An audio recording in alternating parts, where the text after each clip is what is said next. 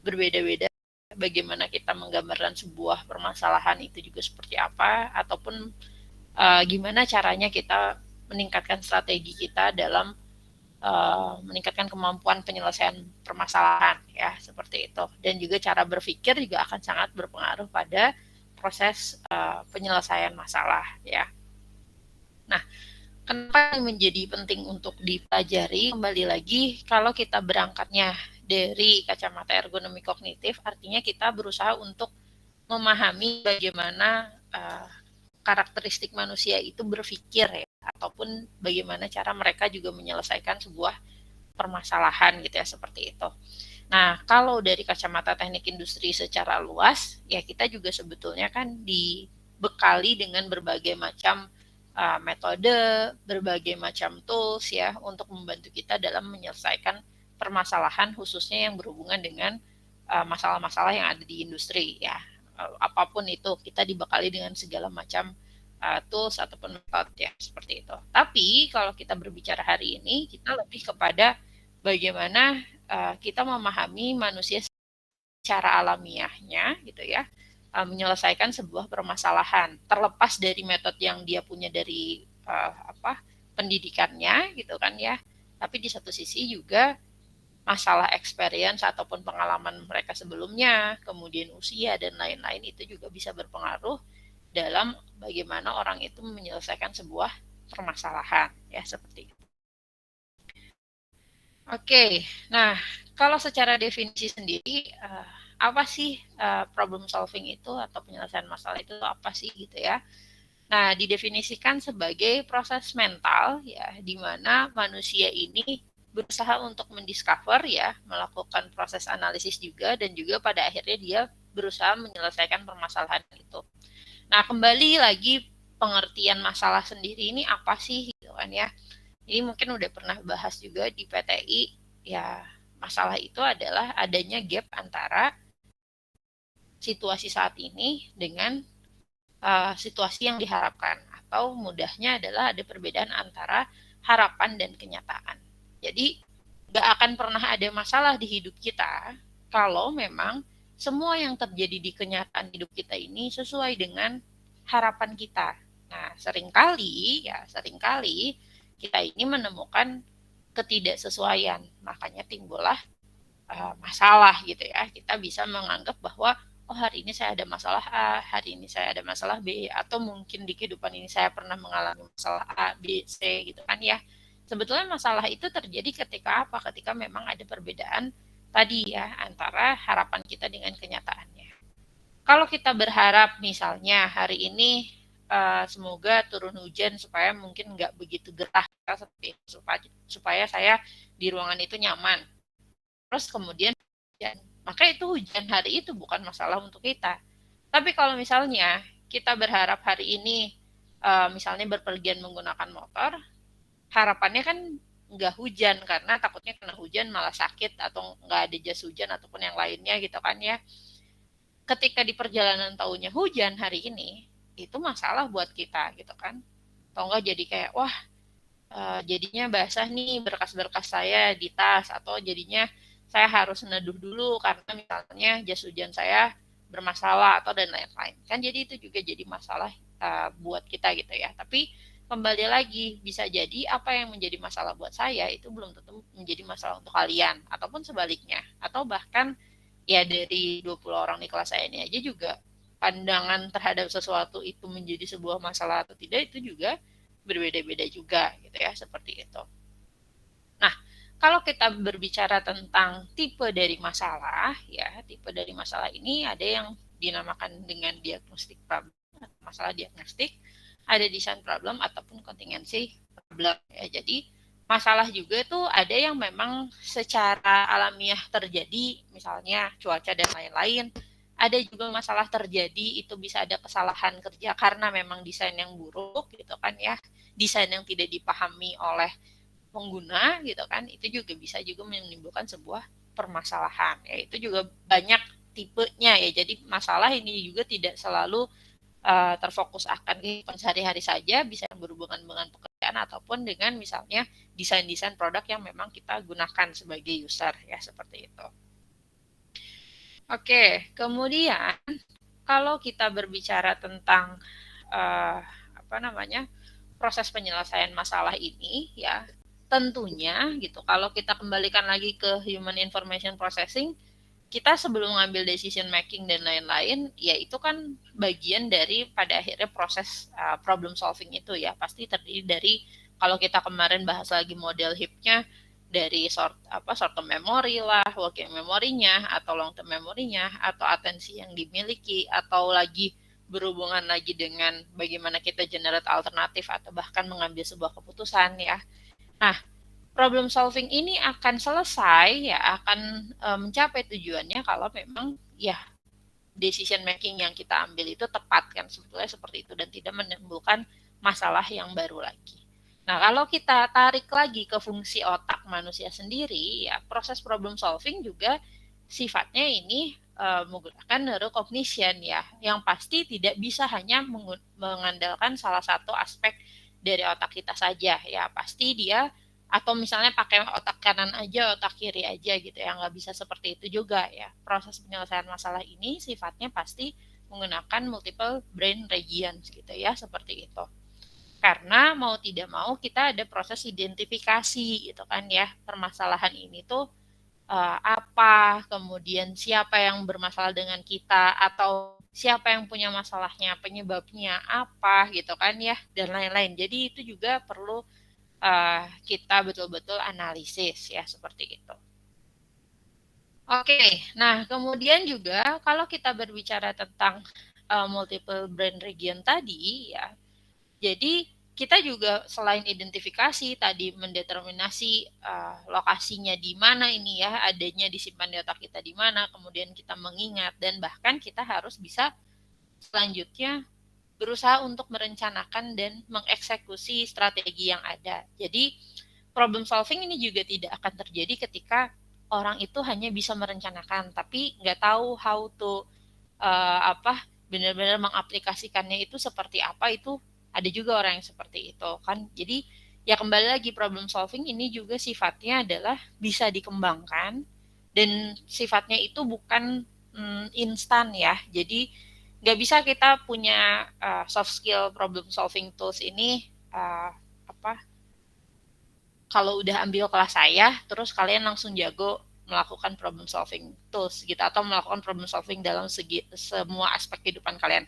Nggak bisa seperti itu juga karena ini perlu latihan gitu ya seperti itu. Jadi apa aplikasi yang paling mudahnya sebetulnya kalau kalian dihadapkan dengan permasalahan pada saat kalian SMP, SMA gitu kan, mungkin dulu itu adalah permasalahan yang kayak, aduh, misal nih hari ini harus ada kerja kelompok dengan beberapa orang atau ada tugas yang banyak gitu kan.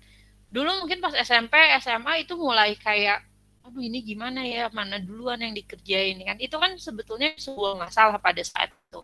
Kemudian kalian belajar untuk memanajerial dan lain-lain. Mungkin kalau sekarang sudah kuliah, ketika ada misalnya beban tugas yang lebih banyak lagi gitu kan, lebih individualistis lingkungannya atau dan lain-lain, kalian mulai sudah mencari cara menyelesaikan permasalahan itu seperti apa gitu. Sudah mulai belajar dari pengalaman kalian sebelumnya ketika di SMA ataupun di SMP gitu kan seperti itu.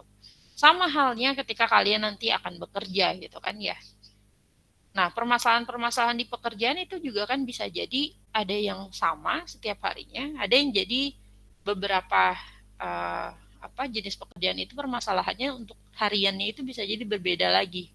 Kalau yang berhubungan dengan customer itu kan gimana caranya menghadapi orang seperti A, seperti B gitu kan ya. Itu kalian belajar untuk menyelesaikan permasalahannya, oh harus dengan yang cara seperti apa atau cara dengan seperti apa. Sama misalnya kalau di pekerjaan saya, misal saya dosen, kemudian saya menemukan mahasiswa dengan tipe yang A, B, C, Z gitu kan ya. Gimana caranya saya harus menghadapi tipe yang seperti ini, seperti itu gitu kan ya. Ya karena kita tahu manusia itu juga beragam karakteristiknya, beragam juga. Nah gimana caranya saya harus menghadapi mahasiswa kalau ada kasus seperti ini, kasus seperti itu gitu kan ya. Itu juga bagian dari ya ada remembering move mungkin yang sebelumnya saya pernah punya pengalaman juga. Di satu sisi juga saya harus memplanning ataupun ngasih strategi ke depannya saya harus seperti apa nih gitu menghadapi mahasiswa mungkin di era-era sekarang ya apa angkatan 2023 atau angkatan yang ya makin baru sekarang kan ritme kerjanya beda, cara interaksinya beda gitu kan ya seperti itu. Nah, tapi gimana untuk tetap menempatkan nilai-nilai yang seharusnya itu seperti apa, pendekatannya harus bagaimana gitu kan ya. Nah, itu juga bagian dari planning ataupun executing strategisnya yang memang dilakukan oleh bagian otak saya gitu seperti itu, termasuk juga oleh bagian otak kalian ya seperti itu. Oke, nah kalau kita jabarkan tadi bagian dari urut-urutannya cara kita berpikir ya, bagaimana kita pada akhirnya bisa menyelesaikan permasalahan, urutannya sebetulnya tidak akan banyak berubah mau kalian belajar di ergonomi kognitif ataupun di mata kuliah lain ya. Cara menyelesaikan masalah itu pasti awalnya mulai dari mengidentifikasi dulu kan ya, mengklarifikasi, mengeksplor masalahnya itu apa sih gitu. Nah, sebetulnya kalau kita ngomongin tentang thinking skill di problem solving ini, konteksnya mau nyelesain permasalahan harian bisa. Kalau nanti kalian aplikasikan lagi di tugas akhir juga masih bisa, atau di pekerjaan juga masih bisa ya. Jadi kita selalu pertama itu harus bisa mengidentifikasi betul ya masalah itu apa yang terjadi di situ. Siapa aja yang bertanggung jawab, stakeholdernya ada siapa aja. Kemudian lagi bagaimana masalah itu bisa terjadi gitu kan seperti itu. Kemudian yang kedua adalah kita berpikir untuk gimana caranya kita menyelesaikan permasalahan itu gitu ya. Baik dari cara A, cara B, cara C gitu kan ya. Atau memang kita tersendat hanya satu pemikiran saja.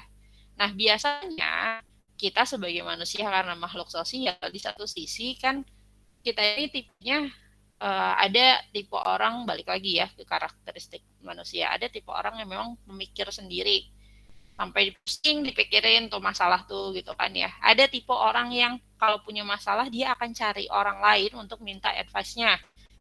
Si saran dong kalau saya punya masalah seperti ini harusnya seperti apa sih gitu kan ya. Ada tipe orang lagi kalau punya masalah gimana cara dia nyelesainnya, dia ngelihat contoh-contoh dari orang sekitar. Dia nggak harus nanya, tapi dia merhati seperti itu. Nah, itu juga makanya kenapa ketika kita memikirkan cara untuk menyelesaikan masalah dan pada akhirnya kita memilih caranya mau yang mana gitu kan ya, itu akan ada aspek kreatif di sini selain aspek analitik ataupun evaluatif gitu ya, seperti itu. Jadi itu juga bagian dari soft skill di diri kita ya seperti itu. Nah, apakah thinking skill di problem solving ini hanya bisa diaplikasikan misalnya ketika kalian punya masalah aja? Enggak, belum tentu gitu ya. Thinking skill di problem solving ini juga bisa kalian aplikasikan sebetulnya untuk encounter jaga-jaga kalian depannya akan menghadapi sebuah permasalahan gitu ya seperti itu. Jadi ini juga bisa dipakai sebetulnya. Kemudian yang ketiga, ketika kita punya masalah, kita udah punya caranya mau nyelesain itu dengan opsi-opsi apa dan udah pilih yang mana. Nah, kita rencanakan langkah apa yang mau kita lakukan dulu. Kapan? Kalau kita misalnya harus menyelesaikan permasalahan itu dengan berbagai stakeholder, orang mana dulu yang harus kita kontak pertama, seperti itu. Itu bagian dari planning dan carrying out the plan gitu ya seperti itu. Jadi kita juga harus kenapa akhirnya kalau kita aplikasikan konteks thinking skill dan problem solving ini di misalnya di proyek ataupun di permasalahan di perusahaan, dia pasti akan ada namanya planning dalam misalnya dibentuk pakai Gantt gitu kan ya, aktivitas A akan dilaksanakan di rentang waktu kapan gitu kan ya, minggu keberapa, bulan mana gitu kan ya, outputnya seperti apa, PIC-nya siapa atau penanggung jawabnya siapa. Karena permasalahan yang mereka hadapi itu cukup luas, cukup besar gitu kan seperti itu. Tapi ya cara berpikirnya sebetulnya kenapa pada akhirnya menyelesaikan sesuatu permasalahan yang besar dengan cara yang terstruktur seperti itu pun tidak terlepas dari cara berpikir manusianya dulu yang memang terstruktur untuk menyelesaikan masalah-masalah yang kecil ya seperti itu. Kemudian masuk ke yang keempat. Jadi kalaupun memang sudah di planning atau direncanakan ya, Nah, pastikan memang rencana itu terlaksana ya. Juga selalu melakukan evaluasi ya. Apakah memang dengan tahapan sekian masalahnya lama-lama terselesaikan atau tidak gitu kan ya. Kemudian ada reviewing lagi apa perlu ada yang diubah ataupun dan lain hal ya. Jadi ini adalah merupakan thinking skill di problem solving. Pasti ini bisa diaplikasikan di case apapun dan juga kalau kalian uh, ambil mata kuliah yang lain pun kalau ngomongin tentang menyelesaikan sebuah permasalahan mau konteksnya yang berhubungan dengan manufaktur, manajemen lah, ergonomi lah, berhubungan dengan apa lagi misalnya supply chain lah, ya urut-urutannya tetap seperti ini sebetulnya karena ini juga berangkat dari pola pikir manusia yang biasanya berpikirnya seperti ini gitu ya, seperti itu. Hanya saja kita mungkin nggak sadar kalau kita melakukan urut-urutan seperti ini. Karena kita biasanya pakai sederhananya bilang, bentar ya mikir dulu ya. Padahal konteks berpikir itu kan di dalam otak kalian atau di dalam diri kalian sendiri ya. Kita kan kalau berpikir nggak ada informasi misalnya di jidat kita terus tertulis kita lagi mikirin apa gitu kan, enggak ya. Cuman diri kalian sendiri yang tahu isi pikiran kalian. Tapi sebetulnya ya kalian ini melakukan hal-hal seperti ini. Saya nanti mau gimana ya, langkah apa yang saya ambil kalau saya begini seperti apa dan seperti yang akan bagaimana gitu kan ya. Itu dilakukan sebetulnya. Oke, berikutnya ketika kita melakukan problem solving strategi, saya tadi misalnya ngelakuin planning ya, kemudian lagi cara untuk nyelesainnya gimana sih masalah yang kita hadapi gitu-gitu ya. Nah,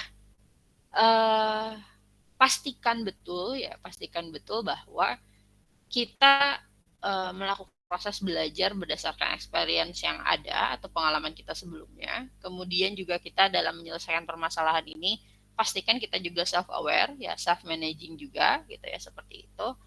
Nah, kalau bisa ya kita juga menitik beratkan pada positive sense. Jadi kalau kita mau mengambil atau menyelesaikan sebuah permasalahan itu, tekankan ke diri kita untuk sedikit berpikir positif gitu.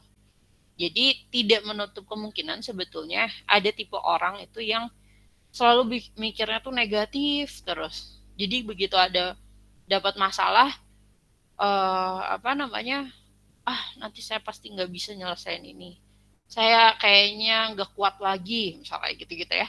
Itu yang negatif. Pokoknya kalau saya nyelesain, kayaknya saya nggak bisa nyelesain ini. Kalau ini mau dikerjain, kayaknya butuh waktu yang lama. Kayak ini susah deh, dan hal-hal seperti itu. Nah itu coba untuk dihindari. Meskipun kalian tahu mungkin ya zaman sekarang ada juga yang disebut dengan toxic positivity, tapi di satu sisi ya belajarlah memang untuk berpikir positif dulu di awal ya untuk memastikan kita tetap semangat untuk menghadapi permasalahan itu karena ya caranya kita untuk menyelesaikan masalah mau nggak mau harus dihadapi permasalahannya gitu ya. Ya sebetulnya juga untuk penguatnya gimana biar kita selain pede ya jangan cuma pede aja tapi kita nggak dibekali dengan kemampuan yang lain ya. Tapi di satu sisi juga kita harus misalnya belajar skill-skills yang memang kita butuhkan untuk permasalahan-permasalahan kita gitu kan ya. Kemudian juga kita belajar untuk memahami situasi dan kondisi ya.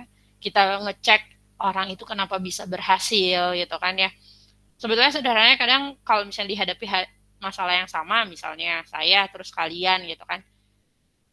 Kenapa misalnya orang itu bisa nyelesain masalah yang sama dengan kita tapi dia udah berhasil gitu. Kenapa kita enggak gitu kan, seperti itu.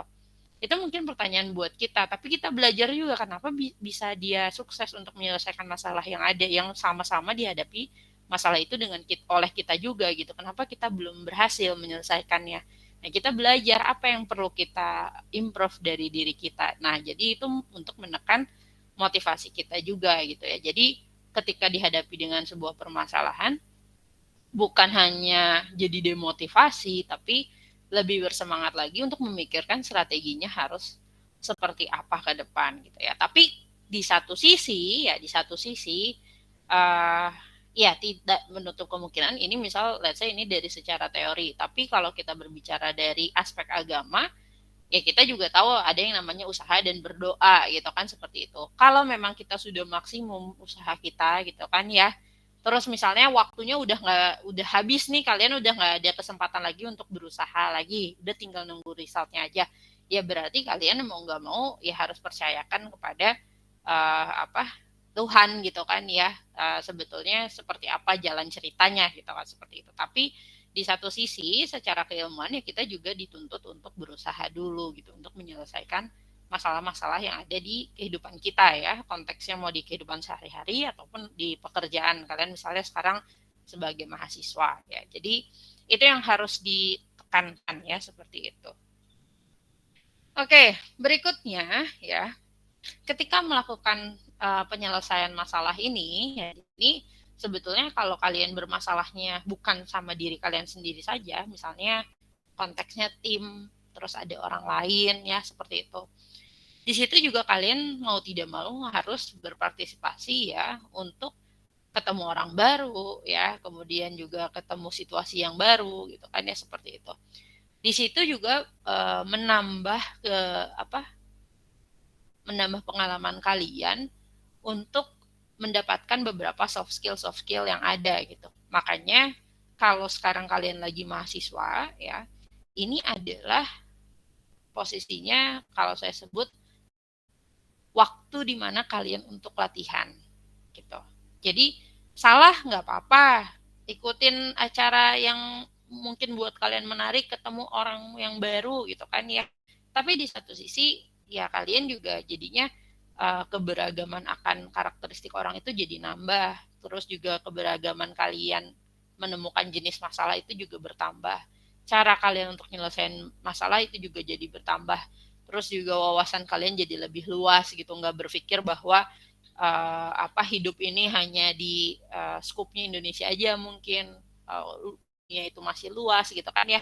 Dengan kalian ngobrol sama orang yang baru, kalian tahu pengalaman orang itu, kalian tahu cara pikir orang yang baru gitu kan, seperti itu. Terus juga misalnya biasanya dulu mungkin kalau di rumah nggak punya sisi tanggung jawab yang lebih, tapi kalian ketika ada satu tim, ada kerjaan ataupun ada organisasi menuntut kalian harus punya tanggung jawab, dijadikan ketua gitu kan ya, kalian mau nggak mau secara alam bawah sadarnya juga lama-lama jadi terlatih untuk memikirkan strategi gitu kan ya, seperti itu. Kemudian lagi misalnya berkolaborasi, awalnya nggak pernah punya pengalaman kalau harus misalnya berinteraksi dengan orang-orang yang lebih tua daripada kalian, misal seperti itu. Atau yang lebih muda daripada kalian. Ada event terus kalian latihan di situ kan, kalian mulai oh gini ya caranya untuk kontak ataupun untuk berinteraksi gitu kan ya, dengan berbagai jenis orang yang berbeda gitu kan ya. Ataupun lagi dengan kalian misalnya awalnya diam di rumah ya, SMP, SMA mungkin, kuliah ada yang mulai merantau, tinggal sendiri di kosan gitu kan ya. Kalian kan juga dihadapi dengan berbagai macam masalah pasti di hari-harinya gitu. Awalnya gak bisa bangun sendiri, harus dibangunin, ini harus bangun sendiri, harus beres-beres kamar sendiri, harus mikirin misalnya hari ini makan apa. Karena mungkin kalau dulu udah disediain orang tua gitu kan ya, seperti itu. Itu kan sebetulnya sesuatu hal yang challenging gitu ya, jadi baru. Tapi itu bisa jadi experience buat kalian dan juga skill kehidupan baru nambah gitu kan ya, soft skillnya. Jadi ketika dihadapkan suatu permasalahan lagi, mungkin nanti ke depannya kalian bekerjanya di luar kota atau mungkin di luar negeri gitu kan ya, ketika dihadapkan oh kalian harus tinggal terus cari tempat tinggal dan lain-lain, atau cari jenis transportasi, opsi transportasi, kalian itu udah bukan jadi masalah lagi pada saat itu gitu, karena sebelumnya kalian udah punya pengalaman gimana caranya struggling dengan hidup sendiri misal seperti itu. Jadi kalian udah tahu nih caranya, kalau saya mau daily saya aman gitu kan ya, carilah misal lokasi tempat tinggalnya itu yang dekat sama kantor misal seperti itu. Transportasinya kayak saya pilih entah transportasi umum misalnya seperti itu, karena misalnya lebih ekonomis, lebih cepat juga, saya nggak capek di jalan dan lain-lain. Ya kalian udah terbiasa untuk memutuskan itu, karena saya akan bilang bahwa problem solving strategis ini balik lagi tadi nggak instan gitu. Mungkin kalau sekarang saya berbicara kalian masih kayak masa sih gitu kan atau dan lain-lain. Tapi coba kalian ngobrol deh sama teman kalian ya, yang teman deket aja. Bandingkan ada teman yang biasa dari kecil sudah biasa diberikan pengambilan keputusan oleh orang tuanya. Ada juga orang-orang yang memang dari awal selalu di direct, kamu harus A, kamu harus B, kamu harus C, dan lain-lain. Nah, di situ akan ketika dihadapkan suatu permasalahan yang sama, sekedar untuk memutuskan mau makan apa atau kegiatan hari ini udah kuliah mau ngapain ya. Nah, ada beberapa orang yang akan cenderung kayak bingung karena tidak terbiasa untuk memutuskan sesuatu hal untuk dirinya, atau bahkan sekecil untuk memilih hari ini pakai baju apa ya, pakai baju yang mana ya. Jadi itu juga sebetulnya balik lagi bisa jadi sebuah masalah dong, pagi-pagi harus nentuin warna baju, harus nentuin pakai baju apa gitu. Mungkin untuk cowok ada yang beberapa relate, ada yang enggak gitu. Tapi kalau untuk cewek mungkin ini menjadi permasalahan ya. Hari-hari itu mau pakai baju yang mana gitu kan, atau apalagi perginya sama siapa dan lain-lain ya. Jadi itu juga bagian dari problem solving strategis gitu ya. Jadi sangat luas ya pengaplikasiannya. Jadi silahkan ketika kalian saat ini masih mahasiswa ya, dimaksimalkan mengenali dunia ini, mengenali banyak jenis permasalahan gitu kan ya, supaya nanti ketika memang sudah bekerja, sudah benar-benar real terjun ke masyarakat, kalian harus punya tanggung jawab atas diri kalian sendiri, atau nanti mungkin kalian sudah mulai berkeluarga, kalian sudah terbiasa memikirkan strategi-strategis ketika dihadapkan suatu permasalahan. Itu jadinya nggak panik gitu ya, tapi langsung terstruktur, saya harus A, B, C gitu kan langkah-langkahnya gitu ya, seperti itu. Oke, berikutnya kalau kita berbicara secara keilmuannya, proses penyelesaian masalah ini juga tentunya ada beberapa cara penyelesaiannya ya. Ada yang sifatnya algoritmik, kemudian ada heuristik, trial error, dan juga insight ya. Jadi kalau algorithms ini biasanya lihat polanya, kemudian dia mencocokkan ya dengan situasinya seperti apa. Jadi kondisinya biasanya yang bisa terprediksi ya, seperti itu. Kemudian heuristik ya, heuristik ini juga sifatnya ya diambil shortnya ya, diambil jalan tengahnya, diambil cara yang lebih singkat ya. Ada juga memang kita menyelesaikan masalah itu dengan sistem trial error. Nah biasanya ini untuk permasalahan-permasalahan yang memang kita nggak punya experience sebelumnya. Jadi ada di situ tuh kalau trial error ada porsi nekatnya yang kita pakai gitu ya, seperti itu. Dicoba dulu deh gitu. Itu trial error ya. Kemudian juga ada juga kita menyelesaikan masalah karena kita punya insight-insight tertentu ya, entah di bidang yang memang sedang kita selesaikan ini, apakah ya dari 23 orang di kelas saya pasti beda-beda juga insight-nya. Apakah ada yang orangnya lebih memikirkan aspek sosialnya, aspek ekonomis, atau misalnya emang orang yang lebih melihat keuntungannya buat dia apa sih gitu kan, seperti itu. Jadi ya ini juga tergantung ya kalau berbicara insight. Oke, nah kalau kita berbicara tentang menyelesaikan sebuah permasalahan ya, maka sebetulnya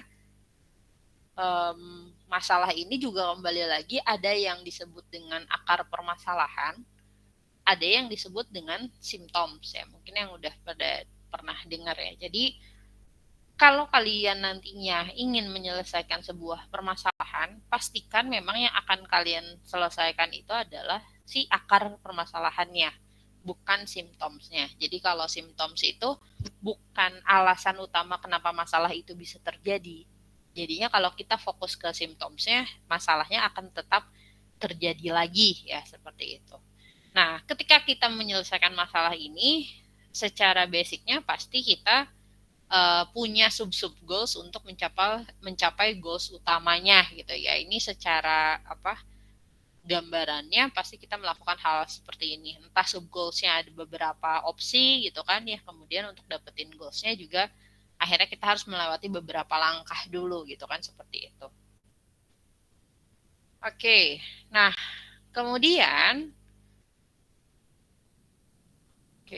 Nah, kalau untuk menyelesaikan permasalahan secara ada mean ends analysis ya ini balik lagi di teorinya ya. Jadi kita bisa menggunakan 5 langkah ya. Yang pertama pasti tentukan dulu tujuannya mau ngapain, ya menyelesaikan masalah yang mana ya. Yang pasti juga kalau kita mau mencapai tujuan itu kan kondisi saat ini seperti apa. Dan juga harapannya kalau tujuan itu tercapai, kondisi yang bagaimana harapannya yang kita inginkan gitu kan ya, supaya kita bisa mengetahui apakah memang tujuan kita tercapai atau enggak. Kemudian lagi juga kita juga harus bisa melihat ya misalnya kalau konteksnya di pekerjaan tadi ya, kemudian permasalahan itu ada ataupun bisa selesai itu karena bagian dari kontribusi pekerja-pekerja yang ada gitu kan seperti itu. Dicek betul ya pekerjanya ini bisa melakukan proses eliminasi ataupun proses reduksi masalahnya itu dari yang mana, operator yang mana, orang yang mana, ataupun sifat yang mana gitu kan. Atau kalau kita berbicara masalah pekerjaan, metode kerja mana yang bisa kita ubah gitu kan seperti itu. Nah, kemudian baru kita aplikasikan misalnya ke operator yang kita pilih ya. Kemudian ya urutan itu kita looping ya, kita ikuti terus sampai memang akhirnya tujuan kita tercapai. Nah, sebetulnya kalau mean ends ini juga bisa aja kalian aplikasikan di konteks kalau permasalahannya itu yang berhubungan dengan teamwork ya ataupun kelompok gitu kan seperti itu. Kita kan misal satu kelompok 4 orang. Kalian pernah mungkin punya pengalaman kalau kerja kelompok. Ada yang tipenya memang leader. Jadi dari awal dia yang akan mengatur gitu ya. Oh kita ngambilnya topiknya ini aja. Kamu ngerjain A, B, C, Z gitu kan ya. Ada orang yang seperti itu. Ada orang juga yang memang pada akhirnya udah dia ngikut aja gitu kan ya. Sedikasih kerjaannya aja. Syukur-syukur dikasihnya sedikit deh gitu kan ya. Seperti itu. Ada orang yang sebetulnya eagerness-nya atau dia tuh sangat semangat untuk mengerjakan. Tapi secara skill mungkin kurang. Ada juga yang seperti itu. Ada lagi yang memang sedang-sedang saja, ya dikasih kerjaan kerjain, skillful juga orangnya kan seperti itu. Nah, kalau di situ ketika ada pemimpinnya atau leadernya, sebetulnya kan kalau kelompok ini nggak perform, yang merasa bermasalah itu biasanya adalah leadernya dibandingkan anggota kelompok yang lainnya, karena biasanya anggota ini berlindung di balik si ketuanya. Nah, buat ketuanya ini untuk menyelesaikan masalah supaya kelompoknya perform gitu ya, dia sebetulnya bisa juga melakukan mean ends analysis. Kiranya kalau untuk kasus misalnya yang dihadapi jenis pekerjaannya harus misalnya ngambil data atau harus ngelakuin perhitungan, ini siapa nih dari kelompok saya yang kira-kira bisa untuk mengerjakan itu dipilih. Mana yang kira-kiranya memang orang ini nggak bisa inisiatif, makanya penyelesaiannya mungkin ya dia harus dikasih sedikit aja pekerjaannya justru dikasih pekerjaan banyak tapi yang sifatnya administratif misalkan seperti itu. Nah itu bisa diaplikasikan sebetulnya untuk menyelesaikan permasalahan juga ya, itu bagian dari strategi. Oke, kemudian juga ada yang menyelesaikan permasalahan ini strateginya dengan konteksnya analogi ya. Analogi ini jadi membayangkan bahwasannya kalau hal itu terjadi di di orang lain ya, orang lain akan merasa seperti apa sih gitu kan ya. Jadi kita berusaha menyelesaikan masalah itu ya biasanya ini kalau analogi yang misalnya berhubungan dengan manusia lagi gitu ya, aspek sosial gitu kan ya. Jadi kalau kita menghadapi permasalahan ya entah misalnya di jealous husband problem misalnya masalah hubungan antar manusia gitu kan ya, orang bisa marah kalau di orang itu kenapa marah sih misalnya gitu kan, oh mungkin karena dia sakit hati apa gimana gitu kan ya. oh dibalikin lagi analoginya, kalau kita yang seperti itu, kita akan sakit hati juga nggak ya gitu kan ya, atau seperti apa gitu kan ya. Itu bagian dari analogi gitu ya. Jadi bisa jadi juga kita menyelesaikan masalah itu mencoba untuk melihat kacamata dari sisi yang lain gitu ya, seperti itu. Oke, kemudian lagi misalnya kalau ngehadapin orang yang lagi marah gitu kan ya, apakah harus dilawan dengan marah lagi nyelesain masalahnya? Nah, ternyata bisa jadi enggak, karena dianalogikannya justru kalau misalnya ada api juga kan harusnya disiram ya si apinya pakai air yang jadi redam gitu. Bukannya ada api malah dikasih sembur lagi, tambahin dipanasin apinya gitu kan, yang ada makin panas. Ya sama halnya kalau misalnya kita menghadapi sebuah masalah yang tendensinya udah emosi gitu kan ya, apakah kita juga harus menyelesaikannya dengan emosi? Belum tentu itu keluar dengan sebuah penyelesaian gitu kan, seperti itu. Oke, kemudian tadi ada trial error ya. Kalau ini trial error sebetulnya benar-benar yang sifatnya ya tadi ada aspek uji coba dan juga aspek nekat ya, seperti itu. Jadi betul-betul ya dicoba aja gitu kan, ada bermain dengan probabilitas gitu, kemungkinannya bisa menang atau bisa kalah dan lain-lain. Nah, kemudian juga ada working backwards ya. Kalau ini biasanya untuk menyelesaikan permasalahan yang sifatnya strategis dalam bentuk langkah ya. Kalau misalnya masalah-masalah kalian dihadapi di kompetisi gitu ya, siapa yang maju duluan, strategi berapa orang yang akan dimainkan, bukan seperti itu ya. Itu juga bisa digunakan ya, jadi working backwards gitu ya, seperti itu. Oke, nah kemudian kalau kita berbicara masalah dan juga obstacles di problem solving sendiri ya, tantangan yang ada di problem solving itu apa aja sih gitu kan ya. Yang pertama adalah tadi ada functional fitness ya, jadi ini fungsi berpikir kita, kemudian juga ada irrelevant atau misleading information ya, miskom tuh ya, kita salah uh, nanggepin atau salah mengerti informasi yang ada, itu juga bisa salah dalam proses menyelesaikan permasalahan. Kemudian ini yang paling sering terjadi, asumsi ya. Kita mengasumsikan orang itu marah sama kita mengasumsikan bahwa diri kita nggak bisa, kita mengasumsikan waktunya udah nggak cukup, kita mengasumsikan sesuatu itu susah gitu kan ya. Itu asumsi yang sifatnya negatif, itu juga tantangan untuk menyelesaikan masalah ya, kadang udah jadi demotivasi. Dan yang terakhir adalah mental set ya, jadi ini cara berpikir seseorang, apakah kecenderungannya berpikir positif ataupun negatif ya. Jadi itu juga bagian tantangan dalam menyelesaikan permasalahan ya, seperti itu. Oke, nah kalau kita berbicara leveling ataupun tingkatan ya dari permasalahan ya, sebetulnya permasalahan ini juga bisa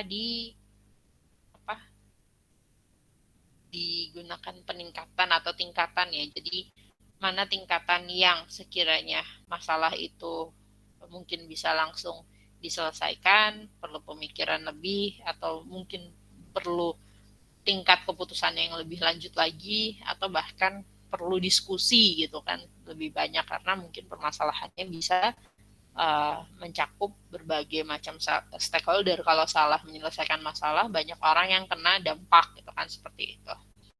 Nah, levelingnya bisa jadi yang level 1 ataupun level 2 ini adalah proses di mana kita mendefinisikan masalahnya ya. Biasanya ini cenderung bisa dilakukan di satu sisi, bisa jadi langsung diselesaikan ya. Tapi kalau udah sampai level 4 biasanya kita butuh bahkan diskusi, rapat, fokus group discussion dan sebagainya gitu ya, seperti itu.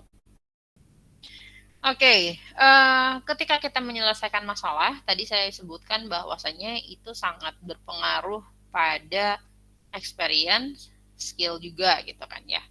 Nah, ini ada beberapa sebetulnya skill yang bisa jadi kalian kembangkan, kalian pikirkan, kalian mungkin udah punya itu di skill yang mana gitu kan ya, mulai dari clarifying, exploring, planning ya, implementing, checking, reflecting, sampai reviewing ya.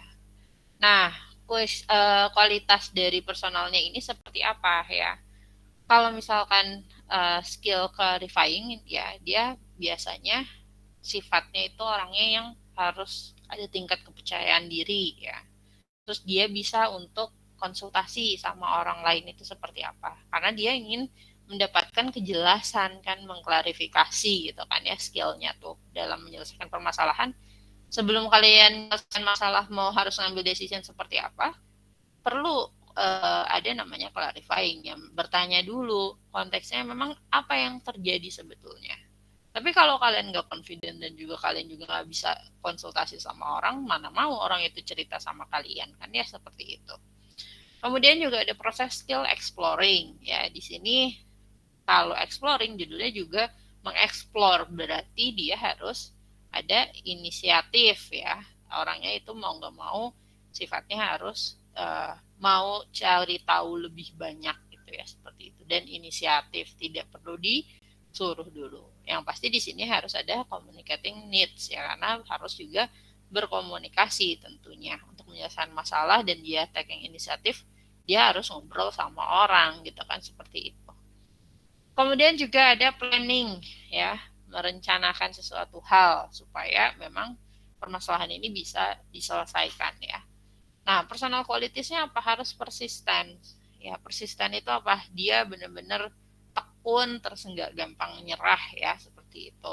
Interpersonal skill-nya mau nggak mau harus collaborating. Jadi dia harus bisa juga kerja sama dengan stakeholder yang lain. Kalau tadi teamwork, masalahnya memplanning urusan tugasnya selesai, urusan pekerjaannya selesai, maka dia juga di satu sisi harus merendahkan egonya dia sedikit gitu ya, untuk mau nerima masukan dari orang lain, dan yaitu bagian dari collaborating gitu ya, mau diskusi ya, mau menerima masukan, mau achieve goals bareng-bareng gitu ya, bukannya uh, memaksakan ego diri sendiri gitu kan, tidak seperti itu. Kemudian juga ada implementing ya, ini berhubungan dengan reliability ataupun bahkan communicating idea ya. Jadi gimana caranya ide yang memang sudah ada itu bisa dikomunikasikan ke berbagai stakeholder supaya mereka paham mereka harus beraksi seperti apa supaya masalahnya selesai ya. Kemudian juga ada checking ya. Check ini ya dalam proses penyelesaian masalah juga kita kan sebetulnya harus mengecek sesuatu hal ataupun detail-detail yang ada gitu ya. Nah, personal qualities-nya sangat open terhadap feedback, saran ataupun misalnya masukan ya. Tapi interpersonal skill-nya karena mengecek, makanya dia harus banyak bertanya gitu ya. Dan bertanyanya harus yang bisa detail dan terus menerus ya, bukan pertanyaan ya tidak juga nggak akan keluar dengan hasil ya proses checking ini. Kemudian juga ada reflecting ya, dia mau belajar dari experience yang sebelumnya ya, ataupun mendengarkan orang lain ya, ketika menyelesaikan permasalahan ini, karena dia misalnya proses skillnya merefleksikan ingin menjadi lebih baik gitu misalnya, atau perusahaannya udah oke nih ada masalah, nah dia berusaha untuk dengerin gimana ke depannya supaya lebih baik lagi misalnya, seperti itu. Dan yang terakhir ada proses skillnya itu reviewing. Ini untuk menyelesaikan masalah kalian juga perlu untuk skill reviewing ini. Jadi kalian juga tidak selalu bisa menyelesaikan masalah itu sendiri, makanya ya harus ada interpersonal skill untuk mau untuk minta tolong, mau untuk nanya feedback ya, nerima saran, nanya ke orang saran buat diri kita apa gitu kan ya, itu juga menjadi penting. Jadi beberapa skill ini coba di take a look ke diri kalian sendiri, kalian punya skill yang mana, kuatnya di mana gitu kan. Kalau yang masih kurang kira-kira yang mana dan gimana caranya provide itu gitu ya kalian, supaya ketika menghadapi sebuah permasalahan itu nggak bingung harus seperti apa, dan juga nggak takut untuk menghadapi masalah yang ada gitu ya. Kalau saya sendiri sebetulnya saya meyakini bahwa setiap masalah yang ada ini ya pasti ada solusinya gitu kan. Soalnya kalau kita udah nggak ada solusinya lagi ya berarti ya kita ya udah meninggal mungkin ya gitu seperti itu. Jadi pasti ada solusinya, entah solusinya harus melewati beberapa tahapan atau hanya ekstrimly cuma satu tahapan selesai gitu kan ya. Tapi pasti kalau kita mau nyari jalannya, masalah apapun itu bisa diselesaikan gitu kan seperti itu. Tapi ya kembali lagi tadi ke apa namanya, kesuratan takdir juga ya, ataupun misalnya balik lagi kalau kita sudah maksimal, ada juga yang dinamakan oh ternyata memang Tuhan lebih milih jalan yang seperti apa untuk kita gitu. Tapi ya terlepas dari itu kita sebetulnya masih bisa berusaha semaksimal mungkin, salah satunya untuk meningkatkan kembali skill yang memang kita miliki gitu ya, seperti itu. Oke, kemudian ada juga istilah yang disebut dengan problem shaping ya. Jadi kalau di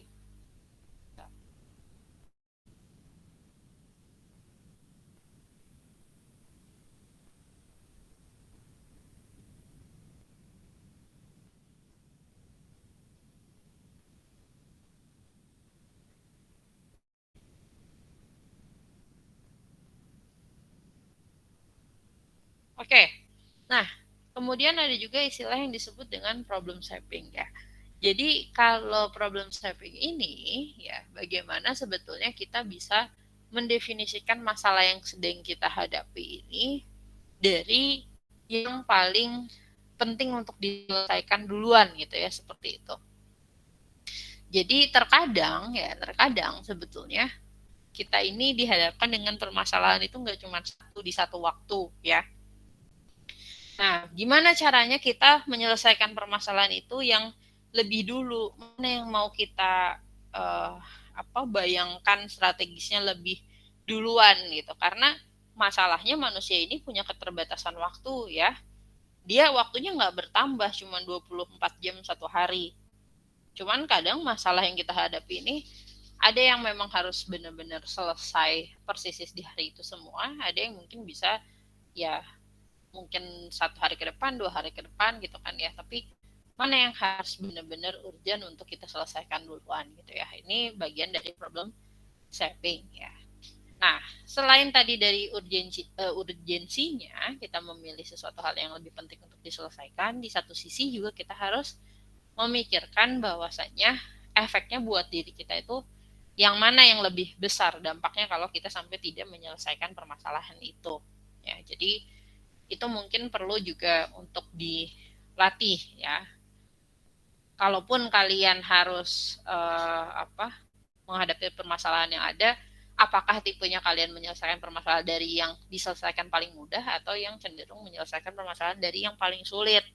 Nah, ini juga balik lagi ke kebiasaan diri kalian ya, lebih semangat ngerjain yang mana dulu gitu ya. Untuk meningkatkan motivasi untuk menyelesaikan masalah-masalah berikutnya untuk di satu waktu. Jadi ini bagian dari problem shaping tadi. Ya. Jadi dicek tahapan yang paling pentingnya mana. Ataupun kalau kalian punya satu permasalahan yang hanya satu di hari itu, ya urut-urutan untuk menyelesaikan masalah tadi mana yang sekiranya paling sulit ya ataupun paling penting, waktunya terbatas. Nah mau nggak mau itu mungkin diduluin ya atau dilakukan secara paralel gitu ya, seperti itu. Nah ini contohnya nanti dibaca aja ya. Oke, nah kemudian kalau kita juga ingin menyelesaikan permasalahan ini sebetulnya ada beberapa teknik ya yang dapat kita gunakan untuk mengembangkan problem solving skills tadi ya. Contohnya apa sih? Ada brainstorming, misalnya tukar pikiran, kemudian ngobrol, kemudian SWOT analisis. Ini mungkin yang lebih lebih common untuk diketahui ya, untuk sebagai teknik industri. Kemudian juga ada six thinking hats ya. Jadi kalau six thinking hats ini kita berpikir bahwa sebetulnya masing-masing orang ini kan punya karakteristik yang beda, punya sifat yang beda-beda juga. Cuman ataupun diri kita sendiri ya, diri kita sendiri ini juga kadang bisa jadi orang yang A, jadi orang yang B, jadi orang yang C ya. Berbagai situasi bisa jadi dihadapkan dengan hal-hal seperti itu. Nah, kalau kita sedang menghadapi masalah, ya kita pakai topi yang mana nih? Atau jadi orang yang seperti apa dulu untuk menyelesaikan masalah itu, gitu kan ya? Jadi itu juga kita bisa gunakan itu seperti itu. Ini menjadi penting sebetulnya yang six thinking hats ini menariknya juga adalah tidak setiap situasi dan kondisi kita kan juga benar-benar bisa menjadi diri kita all out terus nggak ada controlling ya seperti itu. Nah, dengan six thinking hats ini hanya teorinya mungkin ada 6 tipe orang gitu kan, tapi di satu sisi di diri kita sendiri juga kita harus bisa menempatkan diri kita itu sebagai apa pada saat situasi masalah itu, gitu ya.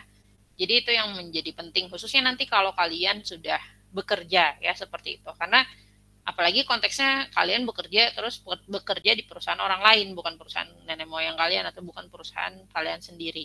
Kalian kan pasti tidak akan bisa semena-mena, ya gimana, saya kan orangnya emang seperti ini, harusnya perusahaan terima saya lah. Nggak bisa seperti itu gitu. Makanya ketika di hadapan suatu permasalahan, ya harus tahu dulu kalian tuh know your limit juga, kalian tuh siapa gitu, posisinya di situ sebagai apa, bisa menyelesaikan sejauh apa sih, atau kalaupun kalian mau speak up, sejauh mana yang kalian bisa mungkin wajar untuk kalian lakukan gitu, dan tidak malah jadi nambah masalah baru buat diri kalian sendiri gitu ya, seperti itu. Kemudian juga ada teknik-teknik risk analysis. Ini dianalisis risiko yang mungkin paling sedikit berdampak buat diri kita itu yang seperti apa gitu kan, penyelesaiannya dengan cara yang mana. Kalau yang berhubungan dengan juga ekonomi, keuntungan, kerugian gitu kan ya, ada juga cost benefit analysis. Jadi misalnya kita dihadapkan dengan suatu kondisi perusahaan harus misalnya beli mesin atau enggak gitu kan. Kalaupun beli mesin, jenis mesinnya dari provider yang mana misalnya seperti itu kan. Kalian bisa hitung sebetulnya dari cost benefit analisisnya. Jadi kalian menyelesaikan masalah yang ada dengan keluar solusi gitu kan ya. Oh ya udah beli mesin ini aja karena apakah dari maintenance-nya lebih murah, terus durability-nya lebih lama ataupun dan lain-lain. Itu bisa dihitung secara matematis ataupun secara ekonomis angkanya gitu ya, seperti itu. Kemudian ada timeline, tadi berhubungan dengan kalian merencanakan sesuatu hal ya, gimana caranya supaya achieve kan masalahnya, misalnya kalian punya masalah itu harus diselesaikan dalam kurun waktu 1 bulan. Nah, dalam kurun waktu 1 bulan itu langkahnya apa saja sih setiap harinya, setiap minggunya, supaya benar-benar at the end di akhir bulan itu tujuannya tercapai gitu kan, seperti itu. Masalahnya bisa apapun, termasuk kehidupan kalian sehari-hari, timeline sini juga akan sangat bisa digunakan ya, seperti itu. Kemudian juga ada flowchart, ini menggambarkan sebetulnya arah-arah ataupun langkah-langkah yang harus dilakukan. Ini juga sangat membantu daripada kita memberitahu langkah, misalnya satu tim, langkahnya jangan lupa ya, pertama ini, pertama itu, dan lain-lain, verbal, kemudian lupa orang-orang gitu kan ya. Kalau dibuat flowchart, kalian ngasih tahu misalnya ke bawahan kalian, mereka akan cenderung lebih paham secara gambar, visualisasi itu lebih membantu gitu, seperti itu. Oke, mungkin itu aja untuk materi hari ini. Ada yang mau ditanyakan sebelum saya akhiri? Gimana? Ada yang mau ditanyakan atau cukup? Cukup, Bu. Cukup ya. Oke, kalau gitu saya akhiri pertemuan hari ini. Terima kasih sudah hadir di kelas saya. Mohon maaf bila ada salah-salah kata. Wassalamualaikum warahmatullahi wabarakatuh. Selamat pagi semuanya.